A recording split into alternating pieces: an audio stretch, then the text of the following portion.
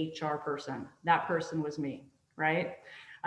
Many systems don't have that luxury, right? A lot of us, what we're doing is we actually have centralized HR, whether it's through our municipality, city, county, university, if you're in an academic environment, right? There's some central hub that's kind of offsite and disconnected from you, that handles probably those personnel issues once they've escalated, which means in most cases, you guys are kind of the front line defense and having to deal and manage a lot of these sorts of situations kind of on your own. So this is to give you an overview of kind of what HR does so you can better understand it, how that functions, but then also for you to understand how you can kind of integrate yourself into some of those processes and hopefully give you a better handle on some of the things that you're actually doing on a fairly regular basis. Some of you really hands off in terms of HR. Some of you maybe once a week something pops up. You hope it doesn't, but it will. And some of you with even more frequency than that. So just to kind of give you an idea, that's what we're doing here. Feel free to jump in, ask questions. We've actually covered recruiting, staffing, some training and development stuff, org and job design in the last session. We've kind of incorporated some equity, diversity, inclusion issues as we've gone, especially during the recruitment and hiring section. But we're going to give it its due. Actually, if we were giving its due, we'd spend days together. But today we actually have a kind of a dedicated segment just on EDI in terms of what's currently happening in our field or not happening in our field, and maybe some of the things that you guys can start to do as leaders to increase diversity and create a more inclusive climate in your libraries. Okay. So without further ado, I am going to share the screen, hopefully with success.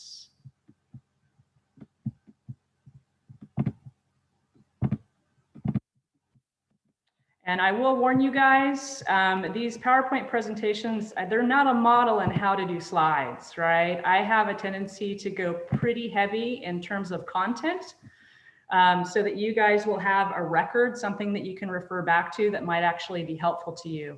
Christine, are you able to see the slides?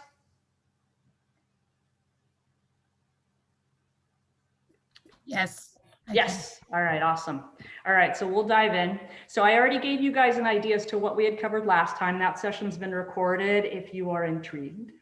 And today what we're going to be focusing on is more the compliance portion. We're going to approach it from two perspectives, right? HR, when we talk about compliance, is more about kind of enforcement of laws, regulations, which means we're going to focus a lot today on anti-discrimination, right? So that's step one. Hopefully most of our organizations are already at that point or past that point. We want to get to the point now where we're not just necessarily ticking boxes to avoid litigation. Diversity, equity, and inclusion is about kind of growing diversity in our organizations. We'll talk a lot about the reasons that we should be doing that beyond avoiding litigation, okay? So compliance, and I think most of you, and it's completely okay, but this is probably your general impression of HR, right? We make rules and we walk around with a really long yardstick and smack desks and walls of cubicles and enforce rules. And I've been called 5-0 and popo and had people leave rooms when I've walked in and felt like I was the Grim Reaper sometimes when I attended meetings or got off the stairs on certain floors. But that actually is not all that we do. So part of our job definitely is making sure that we're making our workplaces, our leaders, and our staff aware of different labor laws. There are obvious reasons. One, we're protecting the employer from litigation, but two, hopefully, by making people aware of these and making sure that we're doing the right thing and abiding by the laws and the rules, we're creating an environment where people can feel safe and do their best work. So in that sense, I think compliance is actually pretty important. So we do a lot of stuff in terms of training, posting posters, making people aware of the revisions and the updates to labor law, which actually, believe it or not, there's not a pipeline. There's not somebody who actually calls me on the phone and says, hey, Jenifer, just want to let you know that the Department of Fair Employment and Housing actually, revised this thing this year. You've got to do a lot of hunting.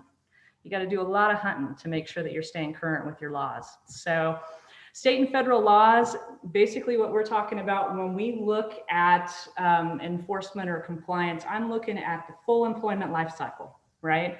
So the full employment life cycle is not necessarily, once you enter the door and you start the job, it starts early, okay? It starts at the point where we're actually posting positions, okay? So we're gonna go a little bit more into detail, even though we covered it last time when we were talking about recruitment and hiring. We are gonna talk a little bit more about job postings and kind of that integrating people into our workforce, those initial processes that lead up to that, ways that we can be more inviting and be a little more dynamic. So job postings, applications and screenings, the examinations, the interviews.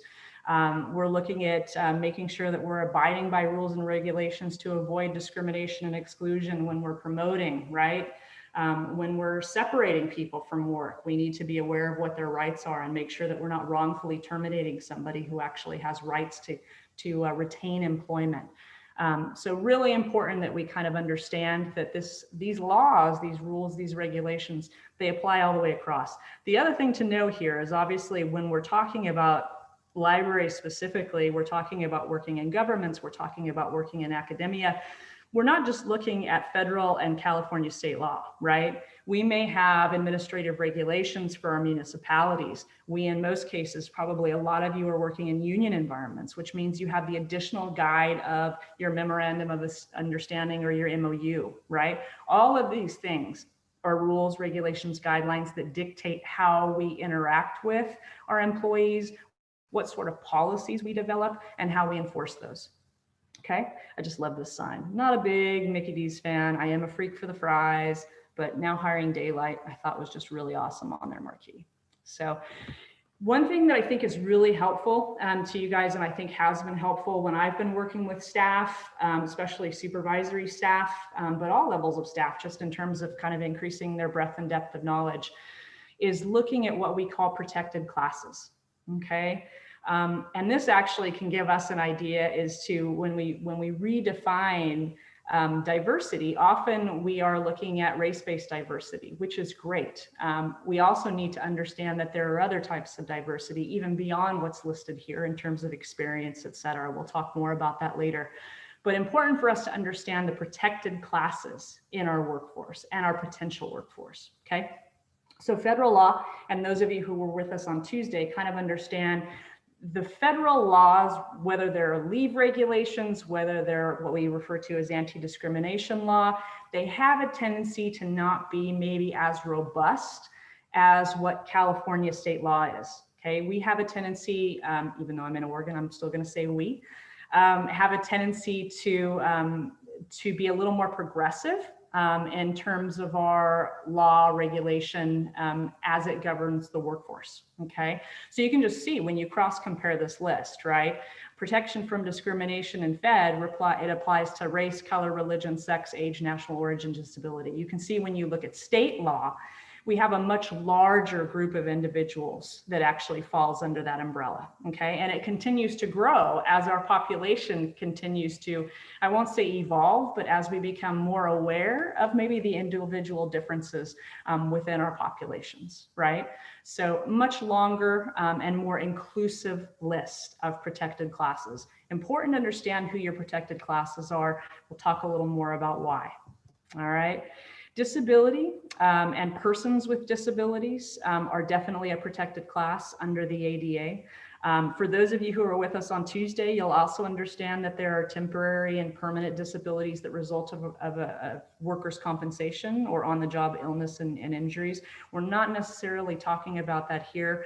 We're talking about individuals that may be persons with disabilities at the time that they apply or they're employed, or a disability may result just over time while they're in your employ.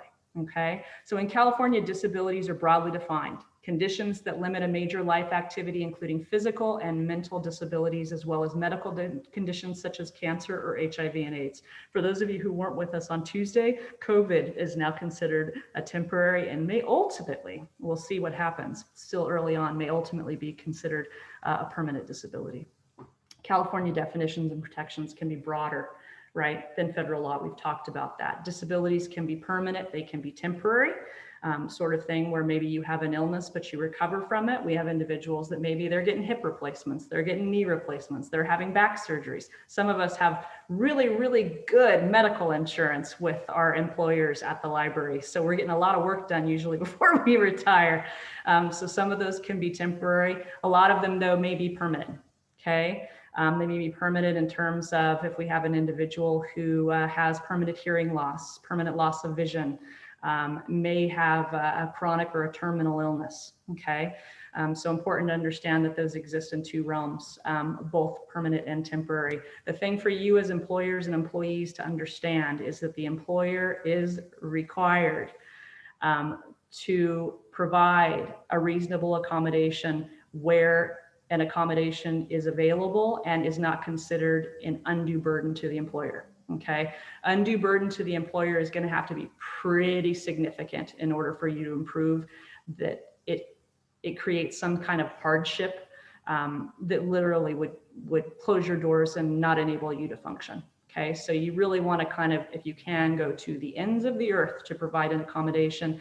That accommodation, we'll talk about kind of what those look like, but the accommodation comes in different forms and can enable an individual with a disability to perform the full function of their job. All right, so reasonable accommodations. And again, we've talked about what we would consider an undue or unreasonable accommodation would be one that creates undue hardship on the employer. A reasonable accommodation is any change or adjustment to a job or work environment that permits a qualified applicant or employee with a disability to participate in the job application process. Right? So again, we're talking about full employment cycle. So this starts at the very beginning. We may provide accommodations for individuals that are actually testing if we have examinations. I've done additional time for individuals that may have a learning disability. We may have created different settings for individuals that need maybe a separate type of lighting or hyper audio and they're distracted by other sounds that are in the room, okay? In addition to just reconfiguring physical work surfaces for people, all right? We've even had proctors come in so that they can actually read examinations, written examinations materials to people that have maybe limited vision. Okay, so you need to understand that these accommodations actually occur at the onset of the application process. And then we are obligated as employers to continue to provide or offer those throughout the life cycle of the employment. Okay, so really important to understand accommodations, different types of accommodations, right? So a lot of us may have seen these. We may have an individual that requires a certain type of chair or maybe a sit-stand workstation for adjustability. They may require a certain type of computer monitor.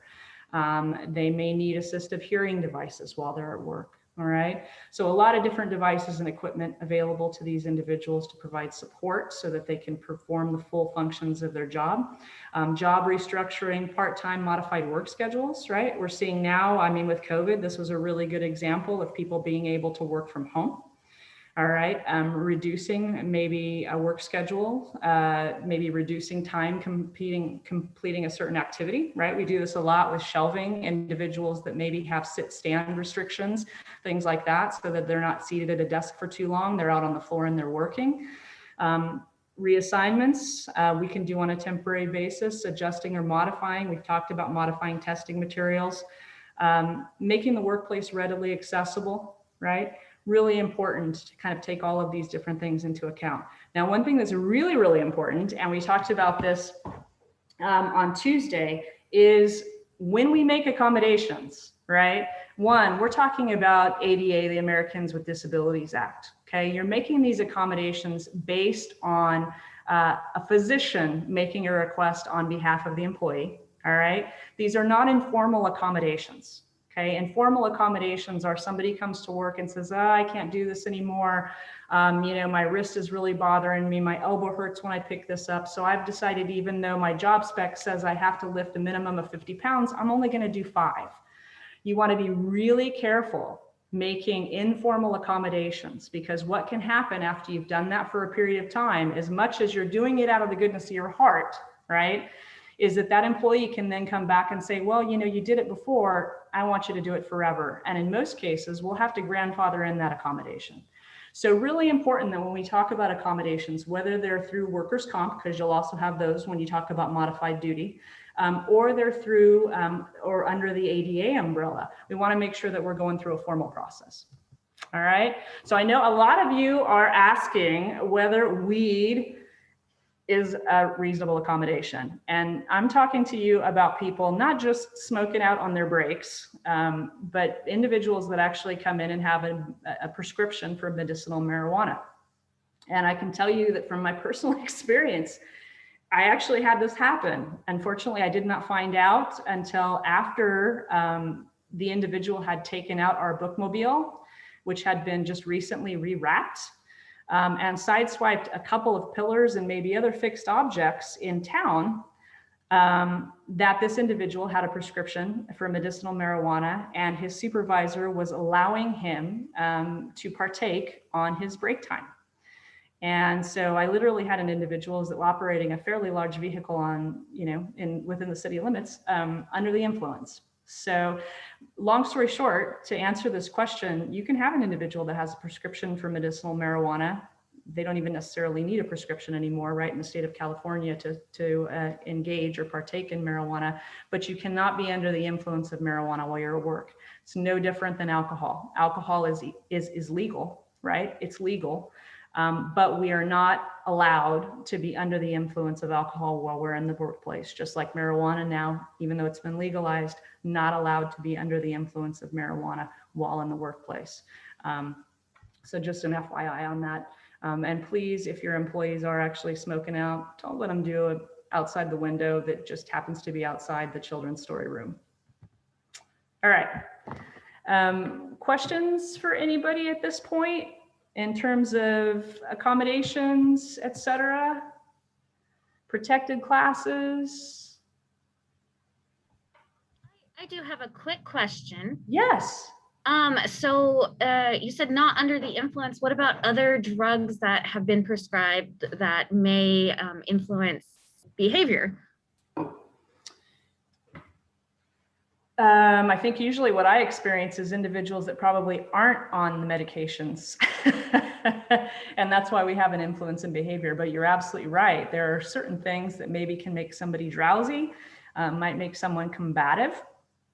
In those sorts of situations, what you want to look at is it interfering with their ability to successfully perform the functions of the job? And if it is, then you need to have a conversation. And sometimes people aren't even necessarily aware of these things. So it is important to kind of bring these sorts of things to their attention. And I didn't mention it, but it's the same with disabilities. If you have an individual, say you're working on a service desk, and you've got somebody else who's out there with you, and you've noticed over a couple of shifts that they really aren't responding to the patron's questions correctly, or they're having to have the patron repeat themselves repeatedly. A lot of us, as we start to lose certain faculties, we're not necessarily aware of it. It's the employer's responsibility if you do witness a disability kind of occurring that's going to in some way negatively impact, and in this case, obviously not being able to communicate with a patron would be interfering with their ability to do the jobs, you need to bring it to their attention. So in your situation, I think that it could be kind of an uncomfortable conversation, but you definitely do want to have that conversation. And in some cases, it may be, going back to the doctor and saying, you won't, but the employee will, obviously. Going back to the doctor and saying, these are kind of the things that my employer is seeing. I've had individuals that have had dosages and stuff adjusted, or maybe they change the times of the day in relation to their shift that they take their prescriptions, so that it doesn't impact them at work. Okay.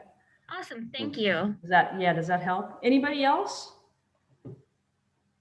I have. Yeah. Does the same apply for prescriptive medication like Adderall, where it helps the individual to focus their attention? Yeah, to focus. I mean, in some cases, depending on why you're taking it, right? Yeah, I mean, like if it's prescribed for a person that has ADHD or ADD, and so the question is whether or not they're allowed to be on Adderall while at work? Correct. Yeah, absolutely. I mean, that's a prescribed drug. And I mean, I think in this case, again, I think it probably depends a little bit on how it's impacting their ability to do the job. If we have people that are at work that are on Adderall, but they're not on Adderall for ADHD, I think you see a very different type of behavior, right? Yeah, you do. So yeah, so in that case, they're probably also not on prescribed Adderall that they're getting from a physician. So yeah, so I think, the first thing that we do is we look at behavior, and then we can kind of with the employee explore the cause and whether or not there's some flexibility there. Okay, thank you. Yeah. All right, you guys, I'm going to keep moving, but we will have time. I'm happy to hang out with you guys at the end if you have any questions that maybe you don't want to share with the larger group. Training and development, I'm going to close my window. I know Christine always says this blocks everybody. There we go. So you can see the full cartoon, right? What if we train them and they leave? What if we do and they stay? Oh my God, the dilemma. So we want to train. All right. And it's absolutely infuriating to me to go into organizations where we're removing ladders and opportunities for people to advance just because we're worried that they're going to go to another library system. The way that I look at it, and it's my library that's going to have a hole when they do promote out, is that we are all part of kind of a collective. And so that individual may very well go and experience other things in your library and then may learn and grow and come back to mine. Either way, they're continuing to, to provide a wonderful service to the communities. So please train, right? So HR is usually going to be in the situation where they're going to have kind of this overarching training and development plan, all right? A lot of this stuff is going to be core competencies, which are really great. They're not going to necessarily be tailored to libraries. They're not going to be tailored to library situations, and they're not going to probably be tailored to our patronage. I know that city and county governments will do really great trainings on dealing with difficult behaviors and situations. But the reality is, man, is that you get it when you're working with the public in libraries for some reason. So we may have to have stuff that's specific and tailored to us. And usually, hopefully, you will have a budget that's dedicated to that so that you can develop additional trainings that supplement what your city, county, university system, et cetera, is providing, okay? What I would encourage you guys to do, and one thing that we did do when we were at Berkeley, a lot of times you can kind of create a sort of partnership with your city or county HR, whatever that big centralized entity is, and say, hey, I've got a great meeting space and I'm happy to host. We're going to be doing this thing. Maybe if we split the cost, we can invite everybody, not just make it exclusive to library staff. Those sorts of partnerships can help defray the cost. Sometimes the larger entity will pick it up all together if you're willing to host, coordinate, advertise, et cetera. A great thing about that, right, is it increases the diversity of that class, which means that those exercises, experiences, et cetera, are going to be far more enriching for your library staff. There's a real nice cross-pollination that can happen too, right? So HR, basically, we're coordinating, we may be building or developing these trainings, we're tracking the trainings in your attendance, we're tracking evaluations. If you're interested in having things be developed and you don't have a dedicated HR professional, reach out and partner with folks and utilize the resources that are available to you, right? So one of the things when we talk about required trainings, we've got to talk about harassment. All right. Harassment training has been actually for years now. Every 2 years, supervisors are required, or I think it is. It's every 2 years, 2 hours for supervisors and 1 hour for all other staff. Right. So I'm assuming that wherever you work, you're probably being exposed to this. It used to just be supervisory. I think it's great now that they've opened it up to all line staff. I do think that the vignettes, like you, are incredibly cheesy. That being said, there's something to be learned.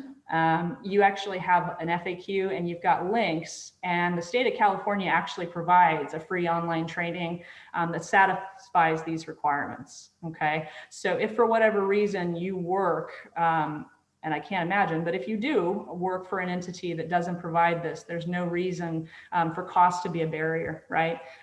It's there and it's available to folks. So when we look at harassment, I'm actually not going to provide you with any of those cheesy video vignettes today. But I want to talk about the different types of harassment. This again, you can see when we talked about protected classes coming back around, right? This is where we see them. Unwelcome conduct based on race, ancestry, religion, age, disability, sexual orientation, genetic information, right? It goes on and on and on, right? So any unwelcome conduct that is based on our protected class is classified as harassment, okay? Harassment itself is not necessarily legal, right? When we look at the threshold, because I do have a lot of individuals that would come into the office and they had had an experience with a supervisor or a coworker, somebody had said something when they were at a desk, you know, or maybe they were in the book drop room and there was a close contact, a boob graze, if you will, something happened there, right? And we had to do an investigation and explore it. Those sorts of incidents on a one-off don't necessarily indicate that they're illegal, right? So there's a threshold that you have to meet in order for the harassment to become unlawful. Enduring offensive conduct, right? Which means that it continues to happen. Sometimes what we'll see is somebody will say something unknowingly. You bring it to their attention and say, you know, I found that offensive because, you know, I am a woman and you can't say things like that at work. And the individual's like, whoa, really sorry. That was a slight misstep on my part. Won't ever do it again. And it doesn't happen, right? You put them on notice and it doesn't happen again. Not with you, not with other coworkers, right? So we need to look and see whether it's something that continues to happen. The other thing is do we consider it to be severe enough? Sometimes it can be a one-off. You know, sometimes there's a grope, it's not a boob graze, right? I've had employees that have full on groped somebody's butt while they've been, you know, working at the AMH system. Nah, you know, it's not a one-off. We don't have to have a conversation about that makes me uncomfortable. I'd really appreciate it if you didn't touch my buttocks. We don't have conversations like that at work, right? You go, you report it, that individual will face consequences. Right. So important to understand that there's a threshold. Also, it's important to understand that when we talk about harassment is conduct that's based on these protected classes, right? There is such a thing as offensive conduct, right? Which is somebody just kind of being a jerk. It's not because I'm female, it's not because I'm gay, it's not because of whatever. It's just that, you know, this individual just has a really maybe a bad and inappropriate sense of humor, right? And those things are considered offensive conduct, okay? Those things still need to be addressed, but important to understand the difference between harassment, which is based on protected classes, and offensive conduct, which just kind of general bad behavior, right? All right, so sexual harassment, we kind of know what this is. It can be visual, it can be verbal, it can be physical, right? So important to understand the difference, obviously, between sexual harassment and the fact that we do also have what we consider to be more generalized harassment. We'll talk a little more about that. Sexual harassment, the thing that I would kind of bring your attention to that I found a lot of employees have not necessarily been aware of. Be conscious of what's on your t-shirt. Be conscious of what kind of pictures or, you know, statements or stickers you have displayed in your cubicles. Be conscious and aware of what you have on your screensavers.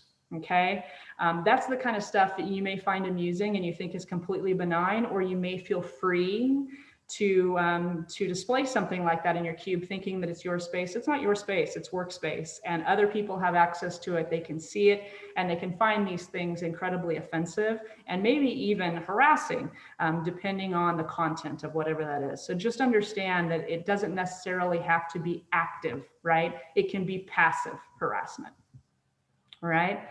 So I hate to say it, and I find this photo incredibly offensive and shocking, but I mean, you think of Berkeley as being a very, very progressive city, and less than 10 years ago, you know, we had nooses in public work trucks of employees. So this kind of crap still happens.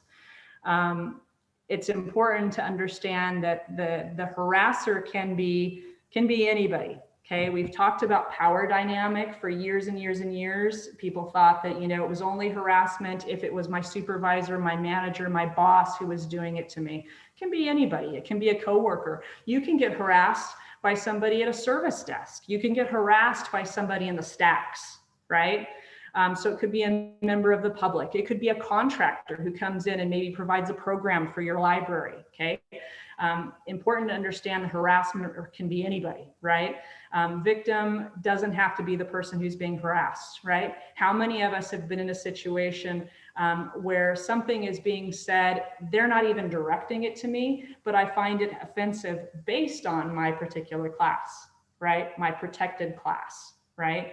So important to know that harassment doesn't necessarily need to be consciously directed to you. If you're in an environment where this kind of stuff is being said, being done, being displayed, it creates what we consider in HR to be a hostile work environment, okay? And those cannot be tolerated, right? So important to kind of understand these different distinctions of harassment, and that it really encompasses a much broader scope maybe than what a lot of us are aware of. So I want to spend a little bit of time on harassment before we jump into to our second half, which I'm really actually excited about. It's less HR and more OD, and it's focusing on the EDI component that I told you guys about. So any questions about anything that we've had up until this point? Anybody not doing harassment training at their library? Okay, everybody's meeting the requirement? Okay. Is anybody doing anything in addition to supplement the requirement?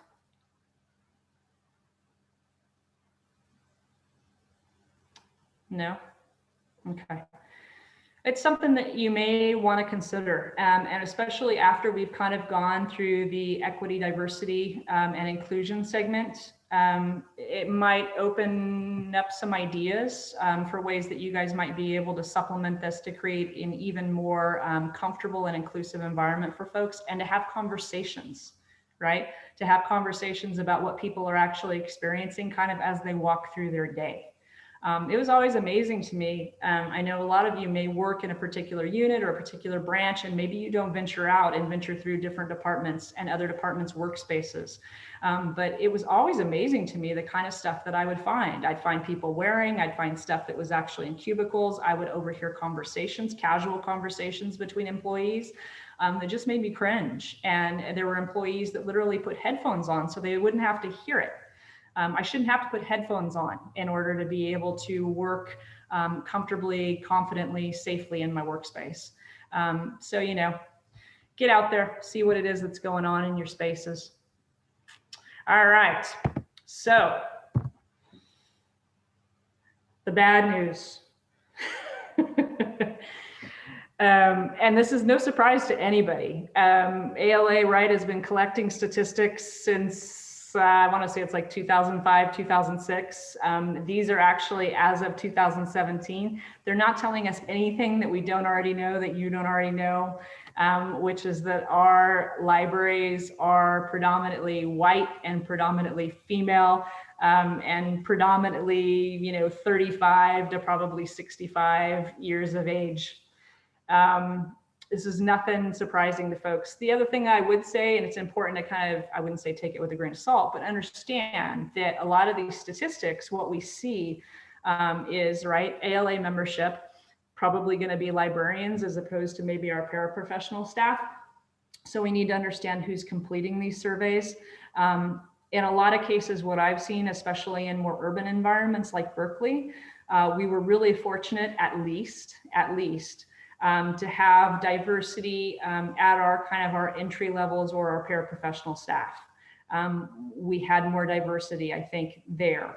When we got up to professional levels, when we were looking at librarians, we were looking at management, supervisory positions, not so much. A lot of work to be done. A lot of you may also have the challenge, I think, when I was looking at, I think it's Gare's report, it's actually included on your resource list. Really, really good read for those of you who just kind of want to know the status of things in libraries. But I think it's somewhere around, it's still close to 80%, 77% or something of our library assistants are also white. So in a lot of libraries that maybe aren't in urban settings, you have complete homogeneity all the way down the line, regardless of where someone presents in terms of a classification. So how do we deal with this, right? We've inherited this, now how do we deal with this? And so what we're going to talk about, we're going to kind of approach it from two different directions. We're going to look at the hiring end and look at diversity in terms of diversity in our workforce, but we're also going to talk about, what kind of steps can we take beyond that to create a more inclusive environment for our libraries. So lots of benefits of EDI, right? These are just a few, and I've actually taken them kind of as testimonials as opposed to doing a bulleted list. But what I will extract for you guys here is that you're looking at individuals with different experiences that have different ways of problem solving, right? They see things from different perspectives, which means that you're going to have a variety of different solutions. You're going to be more nimble, more innovative, right? You're going to be able to, when I say more nimble, you'll respond to change more quickly and more effectively. So really, really great stuff happens on the internal. The other things that you can't discount, right, is that when we're hiring to actually have a diverse workforce is a great ad for us, right? Because people of color, people of different disabilities, people of maybe different orientations, they want to go places where they feel like they can belong and be part of a group and be accepted. And when we reflect the community that we work in, it's awesome, right? It's a great endorsement for that organization, especially since a lot of us, and I won't ask for you guys to raise your hands, but I'm sure a lot of you within the last maybe 5 years or so have probably either revamped your mission statements to include something on EDI, or actually created some other type of initiative or statement specific to making it a mission or goal for your library to be more diverse and more inclusive, okay? So we've got to walk the walk. We've got to walk the walk. All right, lots of benefits of having diversity and creating an inclusive work environment. So the role of HR, right? We're probably doing this more so on the front end, right? In terms of recruitments. We may be involved in the hiring, the initial levels. A lot of times you guys are probably doing your selection interviews. So usually HR will hand it off at that point or maybe just coordinate that process. But some of the things that we want to look at when we look at recruitments for HR, and a lot of your municipalities are probably already doing this, right? Probably already doing this. But when we post ads, we want to make sure that we're looking at language, right? We had talked on Tuesday about this idea of including exclusionary language, and you would be shocked. You would be shocked about how many people that come from different backgrounds than you will read through an ad and feel that they are disqualified or excluded by one particular word. The word that I used the other day as an example was strong, right? When you test that particular type of language for women and persons with disabilities, they feel like they're already probably not going to be a good fit for your organization. So there's actually software now that we can use, whether it's your emails, whether it's your job postings, that you can use to kind of screen your communications to see am I using exclusionary language? So really important for us to kind of look at that sort of thing. We've already talked about being really open about the fact of providing accommodations and things. When we're looking at recruitment, when we're actually screening applications, one of the things that I like to do, right, is actually redact. We've got it under hiring, redacting what we consider to be the less significant information, right? So there's a lot of stuff on those apps. Surnames, it's amazing how many people get screened out for their names, right? We may do it unconsciously, but people are still getting screened out based on their names. Individuals are screened out based on if they include dates maybe for their education, right? Because it indicates what their age might be, and maybe that's not desirable for us at that particular time. Even links, number of years of service in particular types of employment, right? If I look at that and somebody's told me that they've been someplace for 20 years and they've been another place for 10 years, I know that they've been in the workforce for a minimum of 30 years, I can kind of do basic math, right? So if you're in a situation, and I realize you're not doing the initial screening, but at the point that the applications actually get handed off to you by your HR person, either for some type of screening or for selection of candidates of interviews, Think about doing this, or maybe asking HR to do this before they hand those things off to you. All right.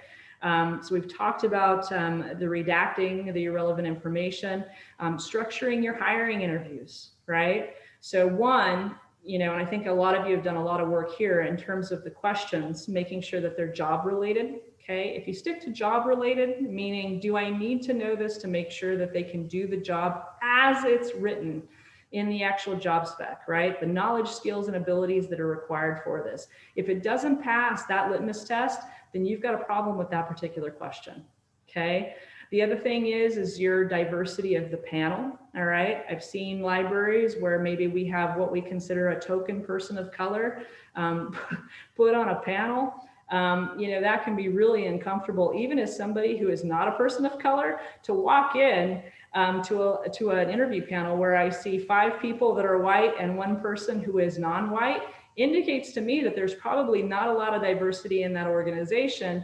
I actually appreciate diversity in an organization. That's the sort of place that I want to work for. So I've probably already taken a pass, regardless of whether the job offer comes my way, on even wanting to be employed by you. So important to consider diversity, not just necessarily race, but ability, different classifications, right? And change it up, right? Change it up, because we do actually get a lot of individuals who are just habitual panelists, right? Or who are habitual committee members, right? Go and reach out to individuals that may not necessarily volunteer, but maybe are waiting to be asked or told that they would be valued in that particular role, right? Using rubrics for candidate rating, right? Come up with some kind of scoring system. Come up with some kind of scoring system. A lot of institutions, I've seen it in libraries too, where, we'll do interviews over multiple days. We've got multiple different people conducting the interviews, man. We are human beings, we are subjective. If you're able to keep those panels consistent, please do. At the very least, come up with a scoring system that'll eliminate some of that subjectivity, okay? That kind of levels the playing field a little bit, right? Try to make those experiences as consistent as possible. The other thing that, and I'll be totally honest with you, I used to have this conversation all the time, Berkeley, and some of you may be familiar with the system, I think every system has its quirks. But we definitely had a type of identity, kind of a culture. And, people would come in and we'd have the conversation about whether or not they were going to be a good fit, whether or not they'd be happy there. And I think you really need to have a conversation about whether or not that's a good thing. When we say somebody's not a good fit, we're basically saying we want to hire more of the same. And what we're talking about here is trying to increase our diversity. Okay, so when you find yourself in that conversation about fit, consider going a different direction. Consider hiring somebody that maybe doesn't look like us, or doesn't think like us, or doesn't necessarily have the background that most of our staff actually have, right? Important to think about those sorts of things. When we talk about, and I'm going to spend a little more time on this slide because I think there's a lot of potential here for movement. Becoming a recruiter, becoming a relationship builder, right? You guys are much more so than HR, right? You're out in communities, you're even interacting with the community. Even if it's inside the library, you're interacting with the community in the way that HR is not, right? In the way that HR is not. They're not interacting with people that are interested in libraries on a daily basis. You have an opportunity, right, there to tap a potential applicant pool. Right? So start building those relationships early, right? At story times, when you have teen workers come in, when you just have patrons, right? Reconsider minimum qualifications. I've been wanting for us to look at that for a very long time, both at leadership levels. Maybe it's directors and things. Do we necessarily have to have an MLS in order to do that work? I don't know. Let's take a look at it. In addition to the qualifications for maybe our entry-level positions at Berkeley, it became really clear that we were hiring people that had worked years in libraries for our library aide, which was an entry-level position. Don't get a lot of diversity there, right? So created a new classification for a page that allowed us to pull people in that had never, that was a requirement. They had never worked in a library before, was one of the requirements in terms of hiring. A diversity campaign, we kind of see something like that, right? Over here to the right at Dayton Metro, shout out to Christine, Ohioans. And they've kind of said, hey, man, this is our workforce. Take a look. Maybe you see something here that you can relate to. See yourself here, right? You can belong here. Offer internships, mentorships, right? Make sure that people are aware of what ALA is doing in terms of spectrum college scholarships and things like that, right? Really, really, really important to provide these opportunities. You guys really do kind of have your finger on the pulse in terms of being able to tap a very, very diverse workforce. All right. Once you've got it, right, we're talking about getting people into the door, right? So once we actually have these individuals as part of our workforce, really, really important. We're going to talk about diversity and inclusion and kind of the different definitions of those terms. That may give us diversity, but it doesn't give us inclusion, right? Inclusion is this idea, and we'll talk more about it, but that we're giving people an opportunity to fully contribute, right? The value that they bring. So we're designing promotional paths, right? We're providing mentor and coaching. Some, and I've read, you know, in Library Journal, when we're talking about this issue of equity, diversity, inclusion, social justice, some people have benefited greatly if they're librarians of color, having a librarian of color be their mentor. That may work for some folks, may not work for others. We've seen programs where I was talking to Christine about this, you know, when we have staff, because we do have staff, people that have children, sometimes it can help to actually have a mother mentor, essentially, somebody who also has kids or has gone through the workforce while raising children. So we will talk a little more about social identity and the importance of likeness as we go along, but offering job shadowing opportunities, allowing people to work in other classifications. It's amazing what you can do on temporary bases if you work with your HR department and sometimes your union, okay? Really try to think out of the box in terms of the way that we can grow folks, cross-pollinate, create experiences and opportunities for people, right?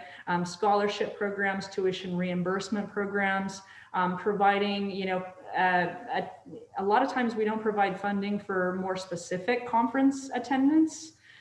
So, you know, there are conferences for librarians of color, for instance, you know, having workforce attend those types of opportunities. One thing that I would say here is there's not necessarily one best way. I think the best thing is don't just immediately go and start kind of employing and implementing these different things, but ask your workforce what it is they want and what they need, right? To be able to grow, to be able to excel. These are just some ideas, okay? All right, so what is inclusion, right? There's a difference. Okay, when we talk about diversity, we're talking about diversity. We're talking about differences within group members. And we looked at a lot of those, obviously based, you could talk about all of the protected classes. You could also talk about just difference in terms of experience, right? So we've got this really great and different pool, but inclusion, without inclusion, those individuals will become disenchanted, right?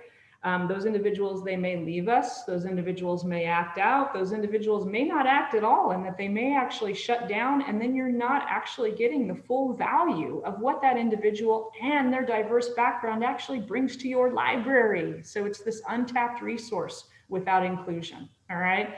So diversity is the first step, inclusion is the must-have second, okay? So involvement and empowerment where the inherent worth and dignity of all people is recognized, right? They're allowed to participate and contribute fully, okay? Looking at the bottom, and I want to spend a little more time on this, the degree to which an employee perceives that he or she is a member, right, of the work group, and that they are having their needs for both belongingness and uniqueness met, okay? And uniqueness met. So really, really difficult balance here, right? So we are humans, we are complex creatures, okay? We all have very, very different needs. We do see some common trends, and that's what we're gonna talk about here. Social identity theory for most of you is probably familiar, right? So our self-concept is often derived from being part of something that's a little bigger than us, a group, okay? For a lot of us working in libraries, your social group and your identity may be tied to librarianship, right? Not unusual at all. In addition to that, though, one thing that we see is really pronounced in Western culture is that while we want to be valued by our group, we start to feel maybe that we're a little too much alike our group, then we feel the need to become more unique, right? And be valued for that uniqueness and our individuation. So inclusion is this really happy medium, right? It's a very, very tricky balance, but finding that place where we feel like an insider, but we're also maintaining our uniqueness. Okay. So and I've heard it called the celebrating the me within the we, which I really, really like. Okay. So this is what we're trying to do, right? When we create an inclusive environment. So when we talk about the spectrum of belonging, right? We've got inclusion on one end and we've got exclusion, obviously, is the extreme on the other end. Okay. We know that inclusion is this idea of the me within the we, right? We're creating this individual, or we're creating an environment where the individual can feel like they're part of a group, they belong, they are an insider, but at the same time, we're recognizing and celebrating their uniqueness, right? That is optimum inclusion, right? As we move in the other direction on the spectrum, what we start to see as we move towards exclusion, assimilation is actually, it's not just a symptom, it is a type or a manifestation of exclusion, right? Because what we're basically telling that individual is that they can be part of the group, but we're not going to celebrate their differences, right? We're not going to encourage that uniqueness. Okay, so important to understand that assimilation, if you see it in your organizations, is problematic. Okay, that's when an individual is conforming to the dominant culture. That's when we see things like group think, right? And we have thrown away a lot of the value that comes in diversity, right? We talked about the benefits in terms of flexibility and new ideas and innovation and energy and excitement, right? And collaboration. Those things go away when we get into a place of groupthink and conformity, right? And then obviously we move a little further along on the spectrum and we end up feeling completely excluded, right? We have not assimilated because we can't fit into the group. We're also not being able to demonstrate and be valued for our uniqueness. So I'm curious, Christine, I just want to reach out to folks just because this is a good opportunity for a little bit of self-reflection. When you kind of think about yourself in your library, where would you fall on this scale?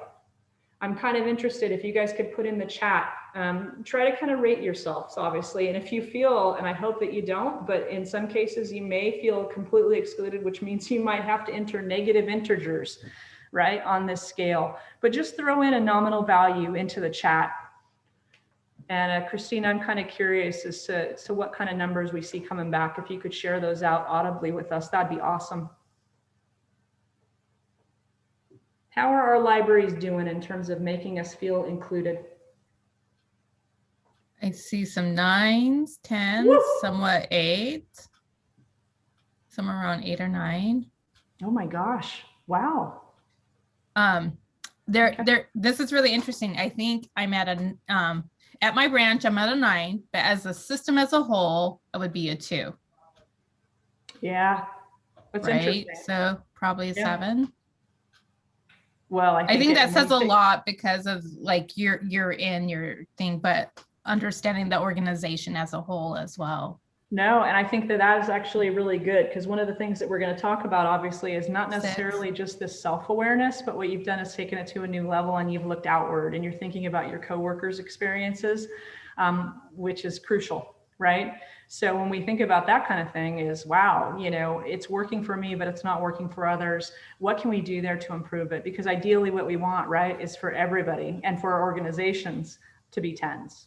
Right? Obviously, we in this group are in a different population and that you guys have been selected for, a leadership training program. You've been allowed time off in order to do this, yada, yada, yada, right? It already kind of puts you in a group that might be a little different from some of your coworkers. So I think that would be the next step, right? Is to think about your organization as a whole. Think about some of the individuals that are closest to you. Think about some of the individuals that you work alongside. Think about some of the individuals that maybe if you're in a supervisory role, that are working for you, and what can we do there? And we'll talk a little more about maybe how we can make our environments a little more inclusive. All right, so the effects of exclusion, right? And I see it just kind of breaks your heart a little bit, that she's on the outside looking in, and I think that's kind of a typical feeling, right? You feel kind of dejected, you feel rejected, lowered self-esteem. Once you get past being sad, then you get angry and frustrated. That's the typical cycle, right? It's almost like a grief cycle. And then we see avoidance and withdrawal. And in some cases, even engaging in self-defeating or damaging behavior, which is an individual usually acting out. But obviously, I mean, what you see here, right, is not at all what we want from our employees. When we talk about engagement, right? I mean, how many of you have been involved in, hey, we want to improve employee engagement? These are the behaviors that are the antithesis to that, right? This is not what we want to grow, okay? One of the models that I really like, and one of the reasons that I like it is because it's just so basic and fundamental, and I stole it from IBIS Consulting Group, but I think it's just like really accessible. And I realized just this morning that I cut off the heading for the top set of bullets there, so I apologize for that, but it's focus within, right? So there's the, tune into your emotions, recognize how your experience has shaped your perspective, right? So there's the looking inward, right? Learning about others. So we've kind of talked a little bit about that, shifting that focus outward, recognizing how their experiences have shaped their perspective, consider how they might see the situation, what would be important to them. And again here, right, we're not necessarily always guessing. We can ask, which is the engage and dialogue portion, okay? Don't be afraid to ask. We don't need to necessarily make assumptions. And for those of us who have things to share, don't be afraid to share, right? So that an individual doesn't necessarily have to always be asking what it is that we want, we need, where we come from, what we think, what we feel. Expand the options, right? So that's the brainstorming, the possibilities, experiment, evaluate, seek out diverse perspectives. So for me, and I'm kind of flying through this obviously, but the foundation of this really does come down to, right, the looking inward, which is my self-awareness, and then that other's awareness or that empathy, right, that outward, being able to kind of understand where it is that other folks are coming from. And again, I think a lot of people think that empathy is just kind of this inherent thing that we come out of the womb with, right? It's not. Some people actually do have that, right? We've seen the town criers and empaths. I'm talking about individuals that, right, we're just learning about the folks that are around us. We're opening our eyes. We are curious about it. We are asking questions, right?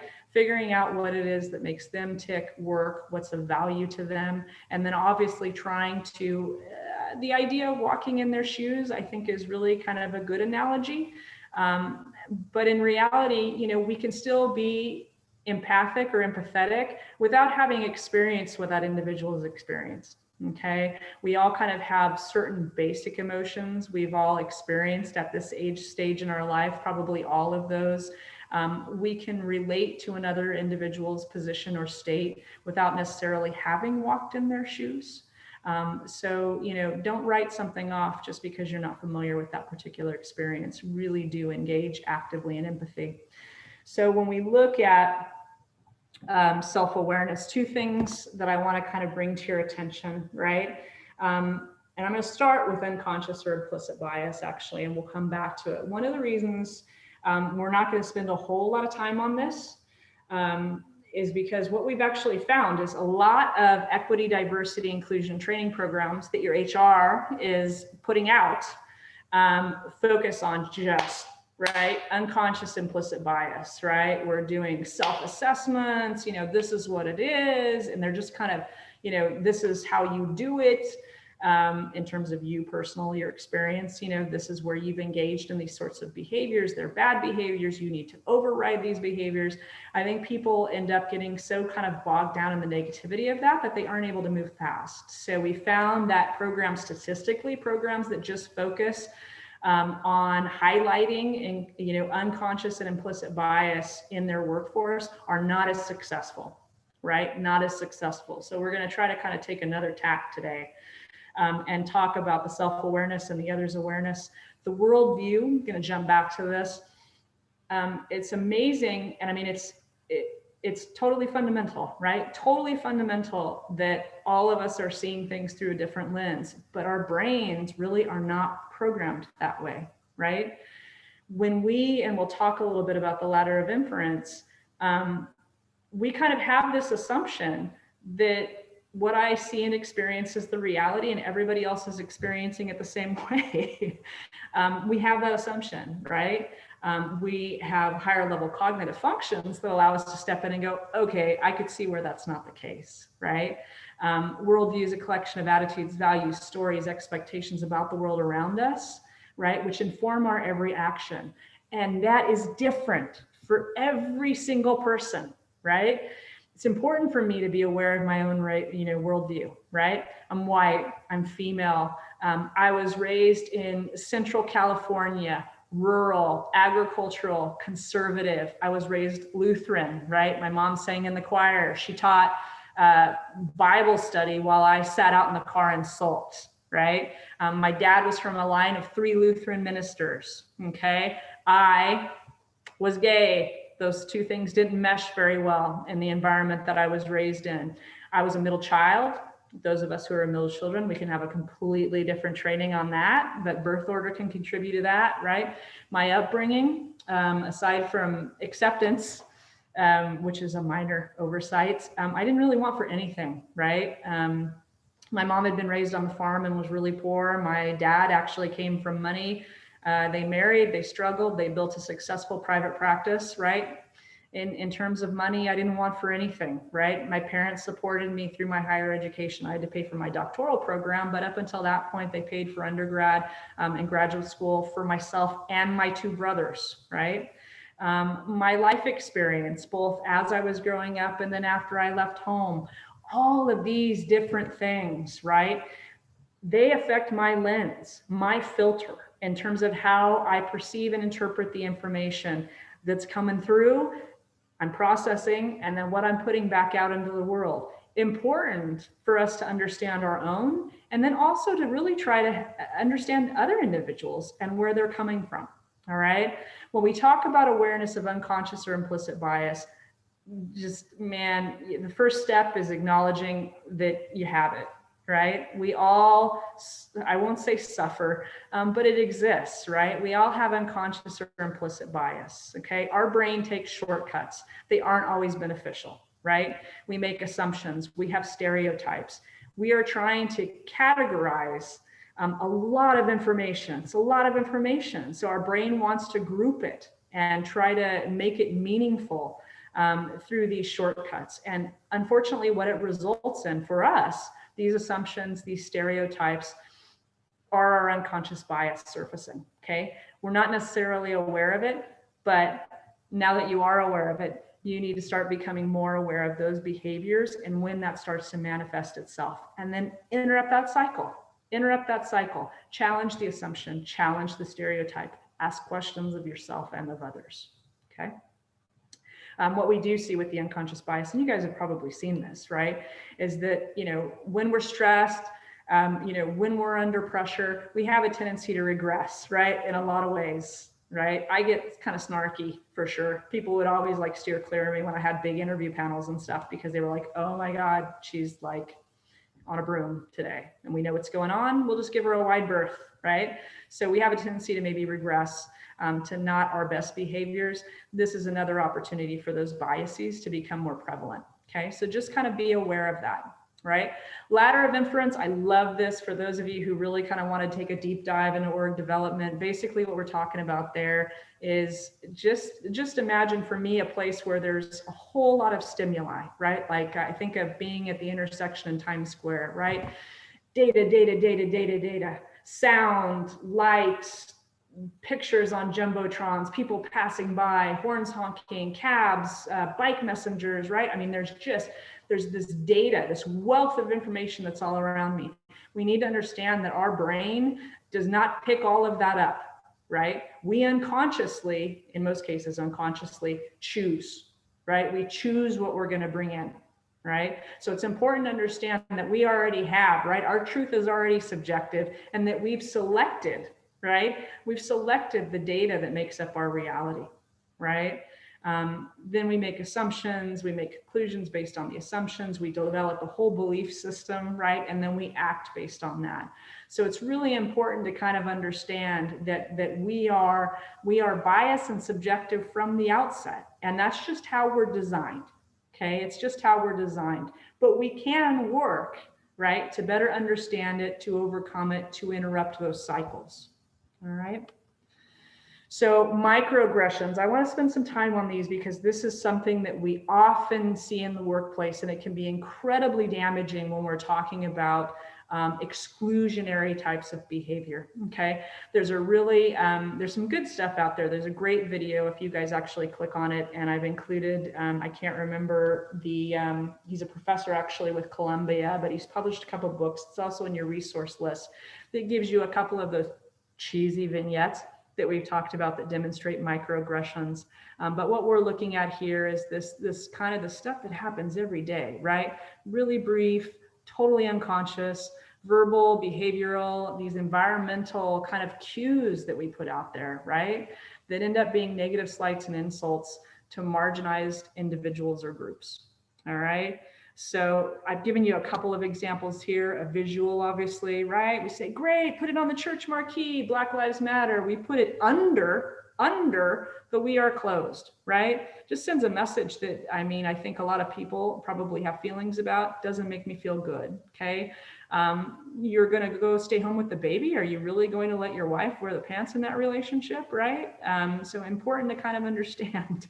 Asking, you know, our Black coworker, do you know where you can buy marijuana? What the hell are we thinking, right?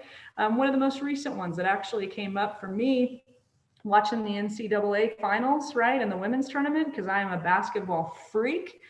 You know, how many of you saw that they, you know, showed the workout rooms, right? The workout room for the women's teams, right, which are awesome, by the way, and I think actually probably had higher viewership than the men this year, no offense.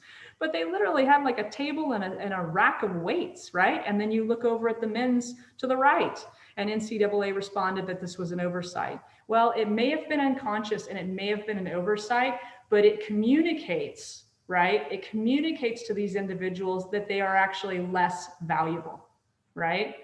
That they're less valuable or that there's something wrong. Okay, so be aware of microaggressions, right? It can be in our signage, it can be in the language that we use in our announcements for our programs, for our hiring. It can be in the way that we structure our committees. It can be in how we engage people during our meetings, right? That there are individuals at meetings that, like, you know, the facilitator maybe doesn't make eye contact, never calls on the individual. People talk over the individual, right? All of these are microaggressions, right? And we may be completely unaware of them, but you need to start increasing your awareness where they happen, bring them to other people's attention, okay? Help starting to increase that awareness, make your coworkers aware, and start creating a more inclusive environment by eliminating these microaggressions where you can, right? Working with people who are different may challenge your brain to overcome its stale way of thinking. I love this, right? Because we are wired in a way that really right now, it's not relevant and it's not helpful, right? It's not advantageous. These assumptions, these stereotypes, not so much. So we can work with people who are different, who challenge us, right? Who ask questions, who demonstrate diversity in a way that it will challenge our brain and we can actually grow. We're quite malleable, right? Empathy and empathic listening. I'm going to go through this really quickly. We've talked a little bit about, you know, empathy and what it means, but it's this idea of relating to our partner's world of experience, right? We're still maintaining ourself, right? And that separateness, we are not one, right? But it's this idea of recognizing what it is that's going on in the individual and completely withholding judgment, right? And then responding in a way with effective feedback that indicates, and this is the hard part, right? But it's kind of like, what do you need? Okay, we've just done the sexual harassment training, so I wouldn't necessarily putting a hand on the shoulder as what that individual needs. But this idea that in most cases, what people really want when we talk about belongingness, right, is just to know that they're not alone, right? Brene Brown does a lot of really great stuff here. Empathy versus sympathy, for those of you who haven't seen it, a really, really not at all cheesy, informative cartoon that will contrast those two concepts, make it really clear to you what one is and what is the other, and you know, what is not helpful. Okay, so exercises, and Christine, I'm going to go to the next slide real quick. I'm hoping that you guys had an opportunity to complete the poem, which was pre-work. I realize that stuff comes up for folks. So for those of you who haven't had a chance, I would really, really encourage you not to opt out. What we can do maybe is one, you can be a listener for individuals that have completed this. The other thing is maybe what we do is we take the time. A thing we could do maybe is for those of you who haven't completed it, maybe talk about maybe microaggressions in your library or workplace. Where have you seen them? Where have you maybe been a victim of one of those, and how did it make you feel? Okay, so for those of you who maybe haven't completed your poem exercise, you still have something that you can contribute or talk about, okay? But don't just sign off. Don't sign off, because we've got a lot to learn from each other. All right, so the point of this exercise, and this is real gentle, right? This is gentle, it's kind of fun, it's kind of playful, but it gets to the point, depending on how deeply some of you delved into your history and your memories, you know, it's not going to be as sensitive maybe as some of the other exercises that we can do when we talk about diversity and inclusion. So, and I love those exercises, but I do think that it's important if you're going to start kind of embarking on this journey, you guys want to try to have somebody there that is maybe a competent facilitator, have some rules and guidelines when you start delving into some of this stuff, so that, you know, you don't end up hurting feelings, creating bad blood, having conflict that can't be managed in a healthy way. Okay, so just something to kind of understand. You know, we want a little bit of structure when we do this kind of stuff. This, I'm hoping, will be safe enough for you guys to do in your own spaces, that the whole thing will not completely implode. All right, but the idea here is to, one, be able to share a little bit about yourself, right? So that others can understand you better, have greater awareness of you, maybe even develop some empathy as they're listening to your story. And then also you, just through this reflective exercise, have hopefully increased your awareness, right? About your worldview and maybe the various things that have contributed to that. So without further ado, Christine, how many folks do we have with us? We have 7. We have 7 whole folks. Let's do, does that include you and me? No, that does not include you, me, right, awesome. And Cheryl. Okay, awesome. Let's do a group of, let's do 2 groups of 2 and a group of 3, and let's do 15 minutes. Can we do that? Yeah.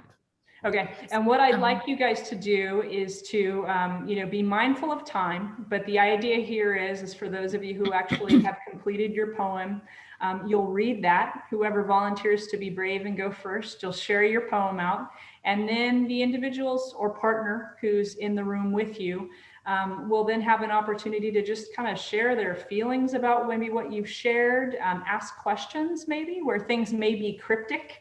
And you can answer those. If you're uncomfortable, you can choose not to answer those. But the idea is share out, then have a dialogue, then share again. So during this 15 minutes, we want everybody to have a chance to both share and then also respond. Okay. So with that, Christine, you want to actually, you know what we should do? Let's do 10 minutes. That way we have time to come back and do a quick debrief before our session's over. Okay, just give me a minute. Sorry. Yep, no problem. Yeah, sorry about that, guys. I get too excited about this stuff. I need somebody. It's easier when when you're not in a virtual environment because somebody can look at you and say it's time to move on.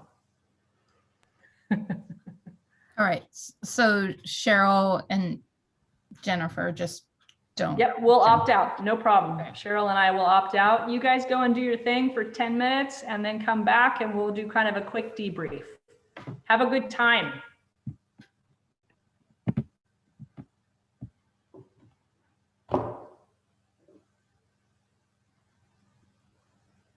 Hey, stranger. Hey, can you stop the screen share so I can see you? Oh, I suppose I can. Haven't you been looking at it? I'm gonna go through these guys.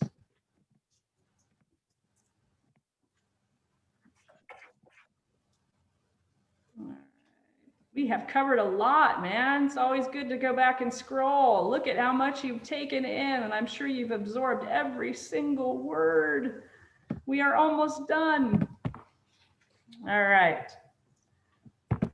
Christine, can you see the slide? Yes. All right. So we were just talking about rainbow power. So this is a real appropriate slide here with this visual.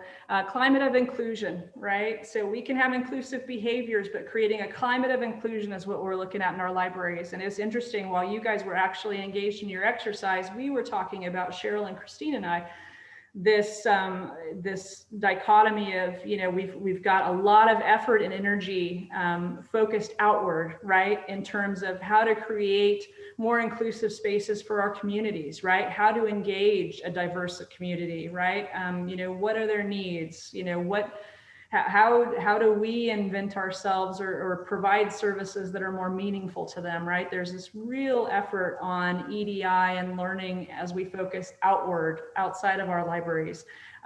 There are a few efforts, and I think Cheryl's going to share one of those with us here when we're finished with our presentation, that are focused inward, right? Because it's really important to understand that while there's incredible value to that, my focus is always my staff, right? I'm always looking inward. And so it's really important to offer an equally inclusive environment to our staff, right? And our employees who are going to be doing that work, right?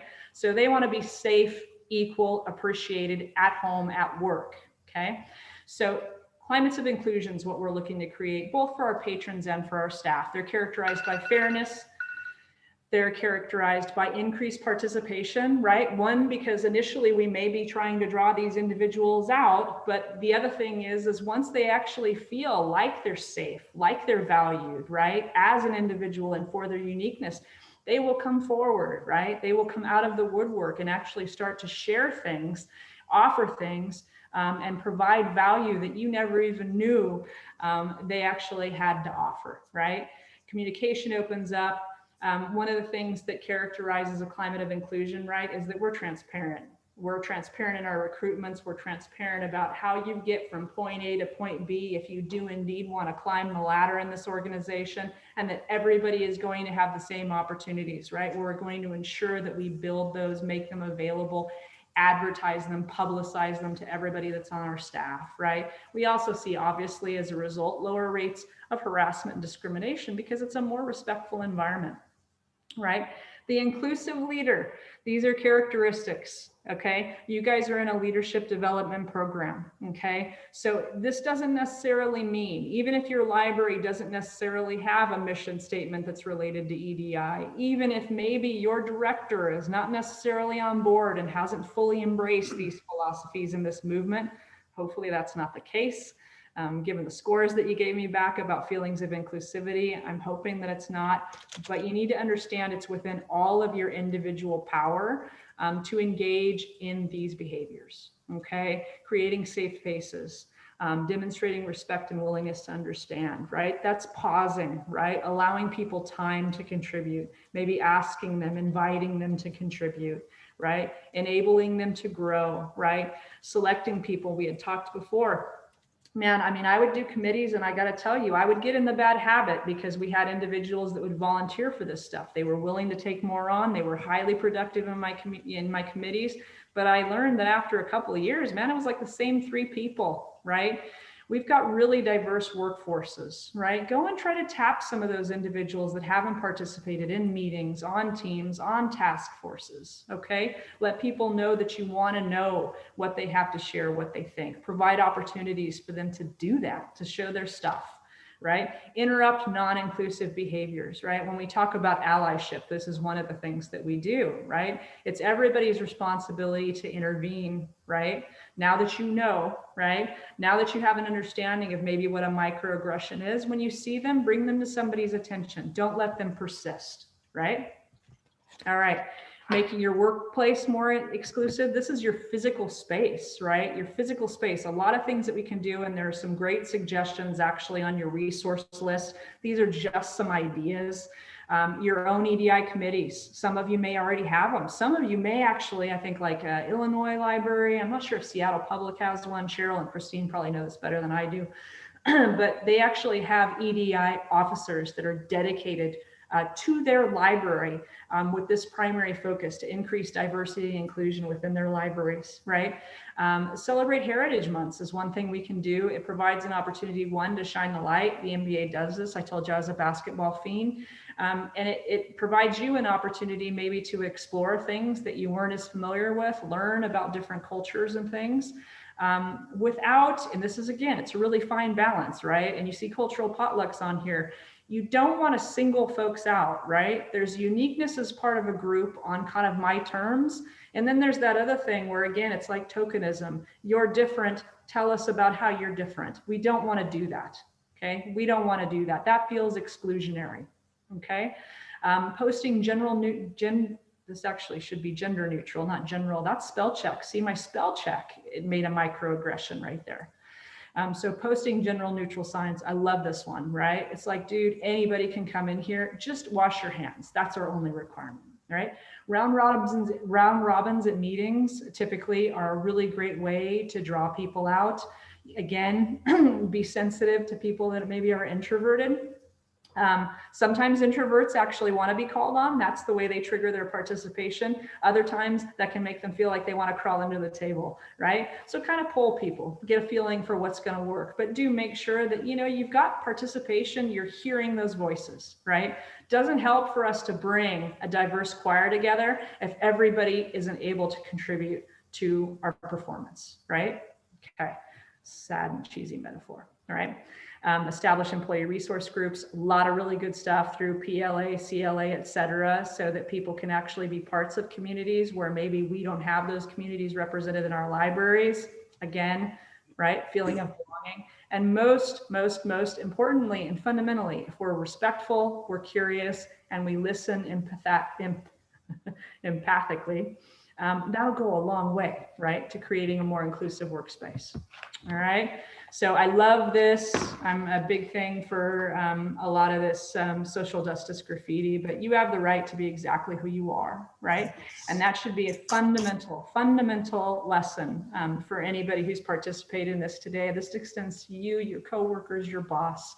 And more importantly, we want to know, right, who you are. And the one assumption that it is actually okay to make is to assume that everybody has something to offer. All right. So with that, I'm going to say thank you, you guys. I'm really sorry that I ran over on time, but I do want to ask folks if there's anything else that they want to add. And if not, if they want to spend a little time, just because I am curious, anybody who's still with us, just to talk a little bit about their experience in the exercise. Unmute yourselves, free yourselves. I could say. Yeah, how did it go? It was interesting for you? Yeah. We had some. I like what they had to say. I like it.